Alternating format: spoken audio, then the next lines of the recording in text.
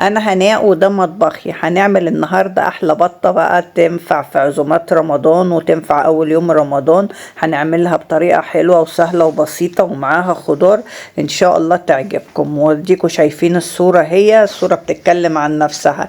يا رب بقى نجربها وان شاء الله الطريقه تعجبكم. بصوا البطه جميله ومحمره بقى ومستويه وزي الفل. بصوا معاها خضار كده، مش محتاجة اي حاجة.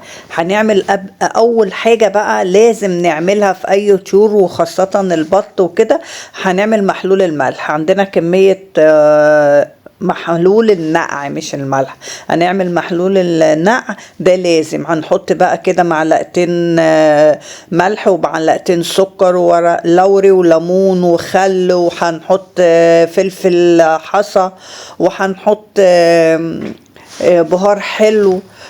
بصوا ده انا بوريكم ان ده الفلفل الحصى وكده، وهنحط حبة بهار حلو يعني وليمون وقشر الليمون. تحطوا بقى كده هوت الحاجات دي بتنكه البطة وتطري الانسجة. ويا ريت بقى لو عندكم وقت كده تعملوها من بالليل لتاني يوم، بصراحة بتبقى حلوة جدا وتضيع اي زفارة كمان. تمام كده هوت. يبقى احنا اول حاجة هنعملها محلول النقع ده تاني يوم. انا نقعتها من بالليل، ده تاني يوم. بصوا البطة نضيفة ازاي، ما فيهاش شعر، ما فيهاش ريش اللي هو دوا، فيهاش الحاجات الرفيعة. البطة نضيفة زي الفل. طبعا بعد محلول الماء لازم نشطفها.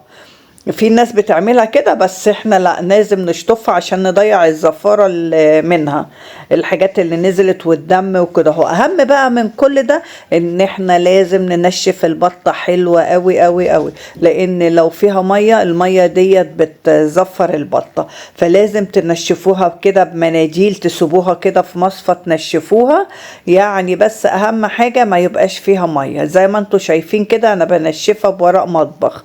طبعا كلنا عندنا ورق مطبخ في البيت، فياريت تنشفوها حلوة قوي كمان عشان التتبيلة تمسك فيها وكده هو وتنكه البطة. هنا بقى هنقول لكم على التتبيلة. عندنا معلقتين صلصة، طبعا دي الصينية اللي انا هسوي فيها البطة.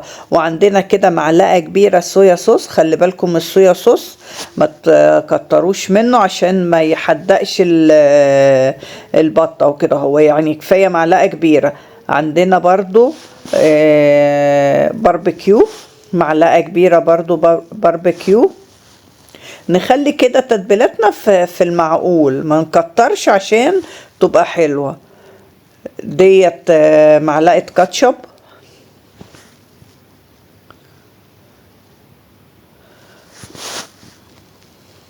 وديت نص معلقة ملح هيمالايا. ممكن تحطوا ملح عادي يعني، بس انا بقول لكم عشان لو حد سأل لون الملح متغير ليه، الملح الهيمالايا بيبقى لونه كده هو. وعندنا بقى ايه البهارات السبعة، نص معلقة بهارات سبعة، ونص معلقة فلفل اسود، وهتحطوا بابريكا مدخنة بتخلي البطة برضو حلوة قوي. وديت ربع معلقة حبهان مطحون. الخلطة دي حلوة جدا جدا. واجي ورق لوري، هنحط كمان حاجات تانية، هنحط بصل وكده.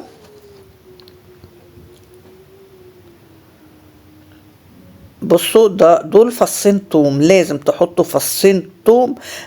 بيخلي البطة ريحتها حلوة وكمان بيضيع اي ريحة زفارة. ده كمان بصل جوليان. بصوا هحط برضو بصل مفروم. يبقى انا حطيت بصل جوليان وهحط بصل مفروم. طبعا انا حاطه الكمية دهيت عشان هحط تحتها خضار. ندعك بقى الكمية ديت مع بعضها وكده هو. طبعا انا حطيت برضو نص معلقة ملح، بس هي ما جاتش في التصوير. وهحط برضو زي 3-4 معالق زيت. بصوا هندعك بقى كل الخلطة ديت مع بعضها، وهنعمل بقى مساج للبطة من كل ناحية. نحط بقى بصوا الخلطة دي بقى من جوه ومن بره وفي كل حتة كده، ندعك بيها البطة. ده بقى هيخلي ريحة البطة حلوة قوي، وهيخلي لون البطة جميل زي ما انتوا شفتوا. بصوا تدعكوا كده هوت البطة من كل ناحية. انا بصوا ما قطعتش حاجة من الفيديو عشان اوريكم، كأنكم كده بتعملوا لها مساج الحاجة عشان تشرب من الخلطة دي.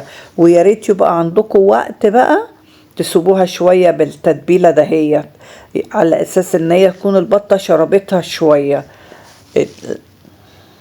بتخلي البطة برضو طعم اللحم بتاعها حلو قوي وريحته جميلة. طبعا بعد كل اللي احنا عملناه ولا يبقى ليها ريحة زفارة، وكمان المحلول بيطري الأنسجة وهتبقى في منتهى الجمال، وان شاء الله تجربوها. بصوا بدعكها كده بالبصل اللي هو المفروم والبصل الجوليان وكده بيبقى زي الفل. طبعا بعد ما نخلص خالص هننقلها بقى في حاجة تانية. هيتبقى عندنا حبة خلطة هنحط عليهم بقى الخضار بتاعنا. طبعا ما كتروش زيت اكتر من كده لان البطة هتنزل الدهون بتاعتها، يعني كفاية كم معلقة اللي احنا حطيناهم دول عشان الخضار في التتبيلة وكده، دول كفاية. هنسوي بقى الخضار بحبة بالصوص اللي هينزل بقى من البطة.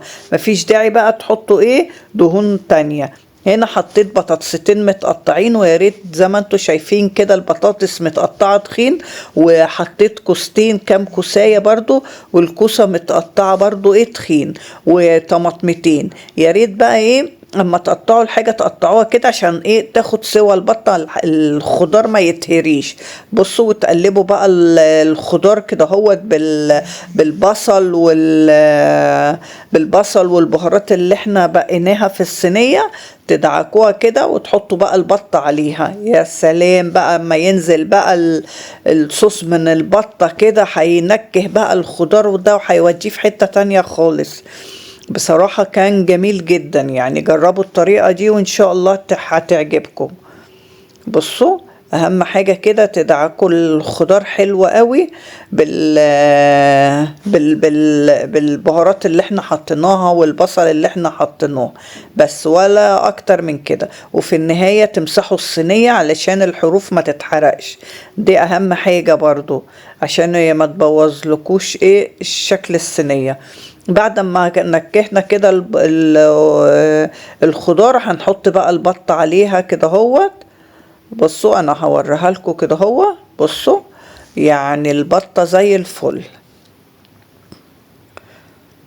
واهم حاجة تخلي هي يمكن كبيرة شوية، هتاخد يعني هتغيب شوية في السوا، ما تقلقوش. اهم حاجة تحطوا كده قبل ما تطلعوها، تحطوا كده شوكة رفيعة كده هوت وتشوفوا دخلت ولا لسه ولا نزلت العصارة، تشوفوا كده هو. وان شاء الله الطريقة دي تعجبكم. اهم حاجة تكمروا البطة حلوة قوي بالورق الفويل كده هو. بصوا البطة جميلة جدا. هنحط بقى زي كوبايتين مية، ويا ريت المية تكون سخنة، وبعديها هنكمر بقى البطة. نكمرها يعني نغطيها حلوة قوي وكفاية كده، ما تحطوش مية تاني على اساس الخضار اللي احنا حطيناه هينزل المية بتاعته. انا ما عملتش اي حاجة غير قدامكم. هغطي بقى البطة وهكون مسخنة الفرن، وهدخلها الفرن بقى في النص بقى، وهتشوفوا بقى طريقتها لما تطلع. اديكوا شفتوها في الاول. ان شاء الله تعجبكم ويا ريت تجربوها. بصوا انا هو غطيتها، هدخلها بقى الفرن، ولا حطيت ميه تاني ولا اي حاجه. كل اللي انا عملته قبل ما تستوي، بصوا المنظر، قبل ما تستوي رحت شايله ورق الفويل وحطيتها تحت الشوايه من تحت. بصوا بقى المنظر جميل. يا رب الفيديو يكون عجبكم، ولو عجبكم الفيديو ما تنسوش اللايك والشير والاشتراك في القناه وتفعيل زر الجرس عشان يوصلكم كل جديد. مع السلامه.